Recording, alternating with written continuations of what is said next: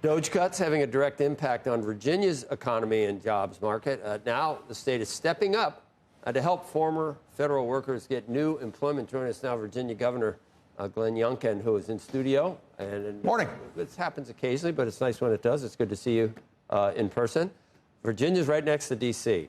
You got 144,000 federal employees, and it rises to over 300,000 if you do commuters going into D.C.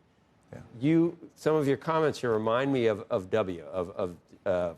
what number was he? But George W. Compassionate conservative. You're in favor of Doge, but you point out it wasn't federal workers' fault that this happened, and you'd like to ease the transition or even solve their problems if possible.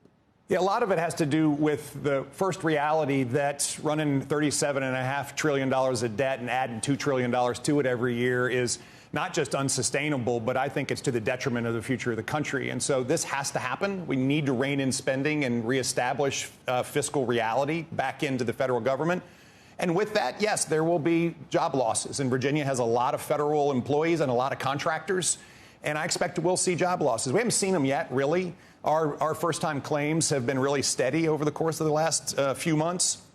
But I do expect we will see job losses. We are insulated a bit because the disproportionate amount of jobs in Virginia are defense and national security and intelligence jobs.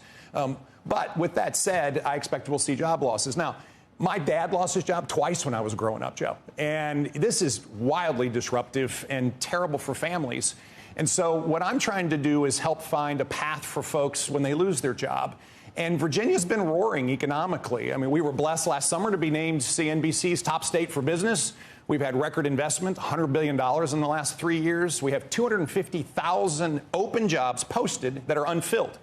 And so there's a great opportunity for folks to find a new opportunity, new job, new career. And so we're working hard to use those open jobs and, of course, support from the private sector and from the government to help people transition from a job loss in the federal government to a job opportunity in the private sector. There's a way to do this without paying people to dig holes or some type of planned economy like China. These jobs are open already in the private sector. Open so jobs, how do you help ready people? to go. How do you transition people into those? So the first thing we've done is make it very clear that Virginia has jobs, lots of them. And we set up a website that has them listed on it. So if you live in Northern Virginia and you're experiencing jobs disruption, you can go to virginiahasjobs.com. And you can find over 100,000 open jobs in Northern Virginia. And these are good jobs. Listen, they're not perfect matches.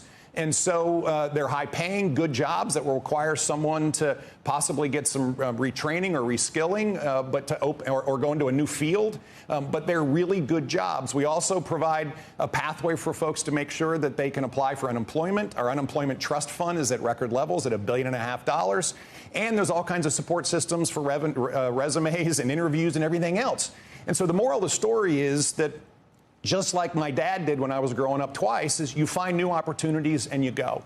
And I want to make sure people know those opportunities are available and ready to go. I mean, this would be a model, if you can pull this off, of how to do things. Because how many private sector employees, they make money, they get taxed, those taxes go to pay for a federal employee. It's like you need 10 private sector employees, I don't know how many you need, to pay for one federal employee. So if you could convert federal employees into private sector employees, their tax dollars can pay for the remaining federal employees that we have without running a deficit. It's a great transition for folks to get in the private sector. And I can tell you from the last 3 years in Virginia, where we were bottom third in job growth, and now we've gone to top 3, 5, 10 every year in job growth. We're seeing record surpluses in our budgets. We're able to use those surpluses to reduce taxes and invest in education and law enforcement and other investments in business development. And it is a wonderful cycle, but it has to start with job growth.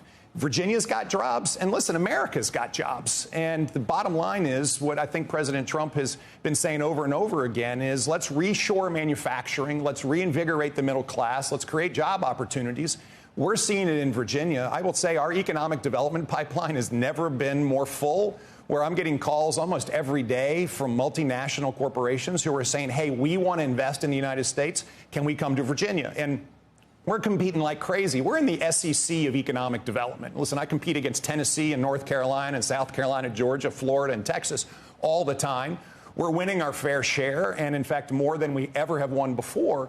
But this is about creating jobs and opportunity, and particularly in the middle class, where we're seeing the most job growth in Virginia. It's exciting. It's an exciting opportunity. And from a position of strength, with record surpluses, record reserves, and record job growth, we can take on the dislocation and provide this pathway for folks.